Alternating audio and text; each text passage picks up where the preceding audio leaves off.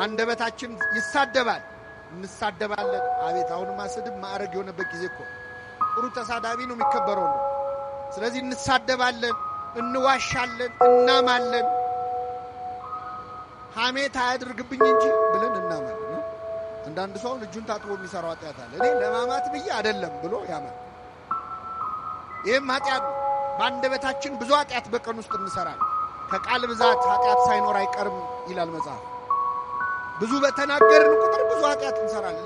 ለዚህ ነው ሰው ለመናገር የዘገየ ዝም ለማለት ግን የፈጠነ ይሁን የተባለ፣ ለመስማት የፈጠነ። ስለዚህ ብዙ በአንደበታችን ኃጢአት እንሰራለን።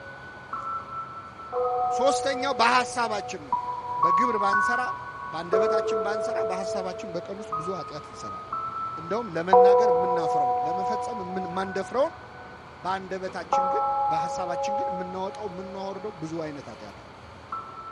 ይህንን ኃጢአት በድያለሁ፣ አስቀይሜዋለሁ እግዚአብሔርን ብለን ስንጸጸት እውነተኛ ንስሐ ይባላል። ይህ ንስሐ እግዚአብሔር ለሁላችን ያድለን። ከተጸጸትን በኋላ ደግሞ ኃጢአታችንን እንድንናዘዝ ይፈልጋል። ንስሐ መጸጸት ነው። ግን ጸጸት በምንድን ነው የሚገለጸው? እግዚአብሔር ኃጢአታችንን እንድንናገር ይፈልጋል።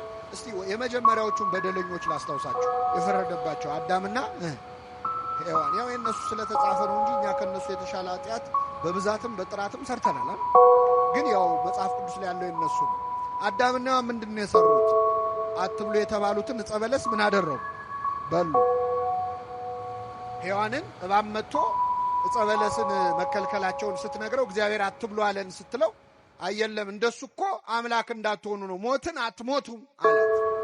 ግድ የለሽም ብሎ መከራት ዲያብሎስ። ይሄ በነገራችን ላይ ሰይጣን ዛሬም እባብ ሆኖ ይመጣል እኛ ጋር። እባብ እንኳን አይሆንም፣ አንድ የተነቃ ዘዴ ስለሆነ። በተለያየ ሰው ግን ይመጣል። ጓደኛ ሆኖ ይመጣል፣ ዘመድ ሆኖ ይመጣል፣ የቅርብ ወዳጅ ሆኖ ይመጣል። ብዙ ወጣቶች ህይወታቸው የሚበላሸው እንደዚህ አይደል እንዴ? ይህን ብትቀምሰው አትሞቱም እየተባሉ አይደል እንዴ መጠጥ የጀመሩት? አደንዛዥ ዕፅ የጀመሩት። እስከ ዛሬ ቀምሰው አታውቅም፣ ቀምሰሽው አታውቂም፣ ሄደሽ አታውቂም፣ እንዲህ አይነት ቦታ ይሄን አይተኸው አታውቅም። ኧረ አትሞቱም እኮ ምንድን ነው የሚያስፈራ? አንዴ ሞክረው ግድ የለም አይዞ። ሰይጣን እባብ መሆን ትቶ ጓደኛ መሆን ጀመረ። ስለዚህ ሔዋን የእባብን ምክር ሰማች፣ ዕፀ በለስን በላች። እንኳን አምላክ ልትሆን ሰው መሆንም አልቻለች። ከዛ በኋላ ክብራቸው ጸጋቸው ምን አለ? ተገፈፈ።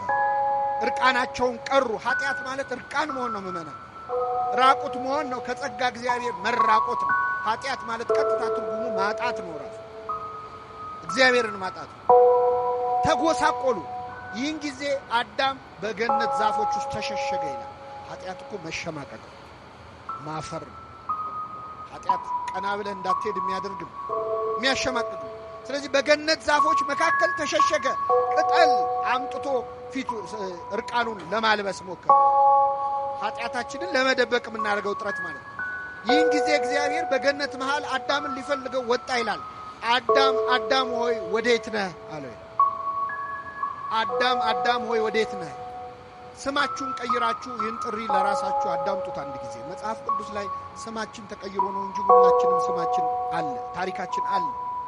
እገሌ እገሌ ሆይ ወዴት ነህ የሚለው አዳምን አይደለም። መጽሐፍ ቅዱስ ላይ የተጻፈው አዳም ከሞተ ከስንት ዓመት በኋላ ነው ሙሴ ኦሪት ዘፍጥረትን የጻፈው። ለአዳም አይደለም ለእኛ ነው። የት ነው ያለው ይላል እያንዳንዳችንን እግዚአብሔር ማለት። ያለንበት ጠፍቶት አይደለም። ምን እየሰራ ነው? ወድቀሃል፣ ተነስተሃል፣ ጽድቅ እየሰራ ነው፣ ምንድን ነው እያለ አዳም አዳም ሆይ ወዴት ነህ አለ። እግዚአብሔር አዳም ያለበትን ቦታ ያውቃል አያውቅም? ያውቃል። ይህን ጊዜ አዳም ራቁቴን ስለሆንኩኝ ፈራው ተሸሸኩም ማለት። ከኔ ጋር ናችሁ ምእመናን? እግዚአብሔር ከሁላችን ጋር ይሁን። ራቁቴን ስለሆንኩኝ ምን አለው? ፈራው ተሸሸኩም ማለት። አሁን አዳም ኃጢአቱን ተናገረ አልተናገረ? መልሱልኝ። አልተናገረ። የአዳም ኃጢአት ራቁቱን መሆን ነው እንዴ? ምን ማድረግ ነው? ዕፀ በለስን መብላት ነው። ኃጢአቱን ትቶ ኃጢአቱ ያመጣውን ችግር ነው ያወራው። ራቁቴን ስለሆንኩኝ ፈራው አለ። ራቁቱን መሆኑን አይደለም መናገር ያለበት፣ ዕፀ በለስን በላው ነው ማለት ነው። ብዙ ጊዜ ንስሐ አባቶቻችን ፊት ቀርበን ኃጢአቱን ትተን ኃጢአቱ ያመጣውን ችግር የምናወራ ሰዎች አባ ይሄ መጠጥ እኮ ጤና አሳጣኝ ይላል። ምን አመጣው? ሰካራም ነኝ ነው የሚባለው አይደል? መጀመሪያ ቀጥታ ኃጢአቱን ዘሎ ኃጢአቱ ያመጣውን ችግር ተናገረ። እግዚአብሔር ደግሞ ጠየቀው፣ ራቁትህን መሆንህን ማን ነገረ? አትብላ ካልኩ ዛፍ በላህን አለ። ይገርም ቅድመ ይፍጥሮ ለአዳም ያምር ግብሩ ይላል። አዳምን እኮ ያውቃል ሳይፈጥረው እንደሚበድል። መረጃ አይደለም እግዚአብሔር እየጠየቀ ያለው። እመን ኃጢአትህን አፍ አውጥተህ በድያለሁ በለኝ ነው። ይህን ጊዜ አዳም ምን አለ? ረዳት ትሁንህ ብለህ የሰጠኸኝ ሴት ከዛፉ ሰጠችኝና በላሁ። አሁን ተናገረ አልተናገረ? ተናገረ። ከዛፉ ሰጠችኝና ምን አለ? በላሁ ነው ኃጢአቱ። ከዛ በፊት ያለው ንስሐ ሳይሆን ክስ ነው። ማንን የከሰሰው? መልሱልኝ። ሔዋን አንደኛ ተከሳሽ ሔዋን ነች። ሁለተኛ ተከሳሽ ክብር ይግባውና እግዚአብሔር። ረዳት ትሁንህ ብለህ ምን ያልከኝ አንተ እሷን ባሰጠኝ እሷን ማሰጠኝም እኔ ምን አልልም አልበላም። ስለዚህ ሁለተኛ ተከሳሽ እግዚአብሔር። አንዳንዴ ኃጢአትን ሰራና ወይ ሰውን ከሳ፣ ጓደኛዬ ገፋፍቶኝ እገሌ ገፋፍቶኝ እንዲናርግ ብላኝ፣ ይሄ በሰው ስናመካኝ። ሁለተኛ እግዚአብሔር ላይ እናመካኛለን። ደስ ብሎን የሰራነውን ኃጢአት ምን ነው ተውከኝ እንዲህ ሲሆን ደስ ብሎ እኮ ነው ያረኳት። በነፃ ፈቃድ የሰራውን ኃጢአት እግዚአብሔር ላይ መልሶ መስጠት ነው። ስለዚህ ረዳቱን ብለህ የሰጠኝ ሴት ከዛፉ ሰጠችኝ። በጣም ይገርማል። የሰጠኸኝ ሴት በሉ እስኪ። አይሰማም። የሚገርም እኮ ነው። ሔዋንን ያገባት ሰሞን አዳም ምን ሲል ነበር? የሰጠኸኝ ሴት አይደለም አጥንትሽ ስጋሽ። ይኸውላችሁ ትዳር ሲጀመር አጥንቴ ስጋዬ አካሌ ይላሉ ባሎች። ከዛ ትንሽ ሲቆዩ እቺ ሴት የሰጠኝ ሴት ሲቀዘቅዝ ማለት ነው ፍቅር። መጀመሪያ ግን አካሌ ነው አጥንቴ ነኝ። አጥንቴ ሰጠችኝና በላው አላለም። አካሌ ሰጠችኝና በላው አላለም። የሰጠኸኝ ሴት አለ። ለእግዚአብሔር መልሶ ሰጠ። እግዚአብሔር ይህንን አዳም የከሰሰውን ክስ ሲሰማ እንዴ ሔዋን ላይ ዞሮ አንቺ ምን ሆነሽ ነው የሰጠሽው? ለምን ሰጠሽው አላላት። ያደረግሽው ምንድነው አላት። እስኪ በሉ ያደረግሽው የአዳምን ወሬ ይዞ ሔዋን ላይ የሚጮህ አምላክ አይደለም። ከሰው ወሬ ሰምቶ ሌላው ሰው ላይ የሚጮህ አምላክ አይደለም። የሱን ሰማ ጥሩ አለና ወደ አዳም ዞረ፣ ወደ ሔዋን ዞረ። ያደረግሽው ምንድነው አለ። እያንዳንዱ ሰው የየራሱን ታሪክ እንዲተርክ እድል የሚሰጥ አምላክ። እሺ አንቺ ደግሞ ተናገር፣ ያደረግሽው ምንድነው አለ። እሷ ደግሞ እባብ አሳተኝና በላዋለች። እኛ ሰይጣን አሳሳተኝ እንደምንለው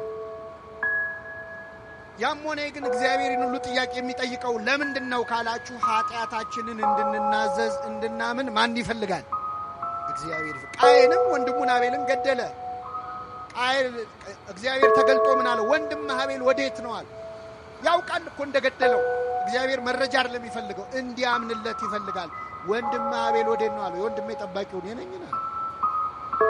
እግዚአብሔር ኃጢአታችንን የምንናዘዝበት የምናምንበትን ብርታት ለሁላችን ያድለ። ይህን ካልን ምእመናን ኦርቶዶክሳውያን ምእመናን ኃጢአታችንን ንስሐ ለመግባት ለመጸጸት፣ መቼስ ማንም ሰው ኃጢአት ሰርቶ ደስ ሊለው አይችልም። መሸማቀቁ አይቀርም። ቅጠሉስ መደበቁ አይቀርም። ቀና ብሎ ለመሄድ ማፈሩ አይቀርም። አሁን እግዚአብሔር ቸርነቱ ነው እንጂ ኃጢአታችንን ቢገልጠው ማን ከቤቱ ይወጣል?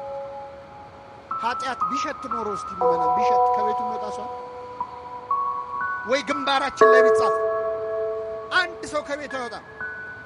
ደብቆ ሸሽጎ እግዚአብሔር በቸርነቱ ነው ያቆመ። ኃጢአትን ብትጠባበቅ አቤቱ ማን ይቆማል?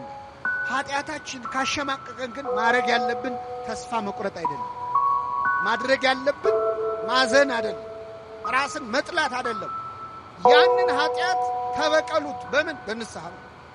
ኃጢአታችንን ብንናዘዝ ሊያነጻን የታመነ ነው ነው። የነነዌ ሰዎች ሳይሰበኩ ንስሐ ከገቡ እናንተ እንዲየተነገራችሁ ለምን አትወሱ?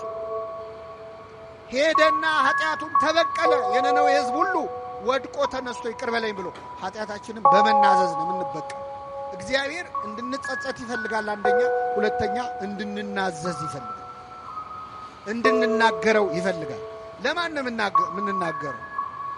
አሁን ብዙ ጊዜ ኦርቶዶክሳዊ ቤተክርስቲያናችን ኃጢአታችንን እንድንናዘዝ የምታዘን ለማን ነው? አይሰማም። ለንስሐ አባቶቻችን እና አንዳንድ ሰው በቀጥታ ለእግዚአብሔር ብነግረው ኃጢአቴን ይቅር አይለኝም፣ ለምንድን ነው ለካህን የምንናገረው የሚሉ ሰዎች በጣም ይገርማቸዋል። እንደው ልብ ቢኖረን ኖሮ ማለት የነበረብን አረ ለእግዚአብሔር ከሚሆን ለሰው ይደረግልን ነበር። ከሰውና ከእግዚአብሔር የሚያስፈራው ማንም ያስፈራው ጀብዱ የሰራን ይመስል ማለት ነው። በቀጥታ በነገረው ውስጥ ምን ደና ነገር ያረክ መሰል። በጣም ይገርማል።